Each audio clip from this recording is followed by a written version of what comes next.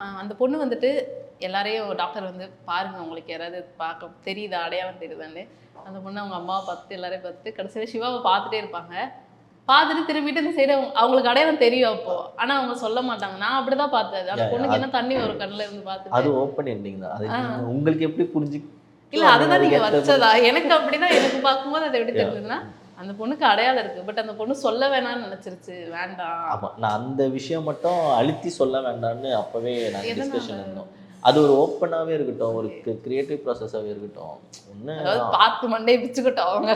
ஆமா, அவங்க ஒருவேளை தெரிஞ்சு பண்றாங்கன்னா இல்ல நிஜமாவே அவங்களுக்கு தெரியல அப்படின்னு எனக்கே தெரியல. சரி, நான் நினைச்சது என்னன்னா வந்துட்டு நான் அதுதான் நினைச்சேன். ஏன்னா அந்த பொண்ணு அழுததை காட்டினதுக்கு அப்புறம் தான் நானும் ஓகே அப்ப அந்த பொண்ணுக்கு அடையாளம் தெரியுது, அதனால தான் அழுகுறாங்க அவங்க அப்படின்னு சொல்லிட்டு.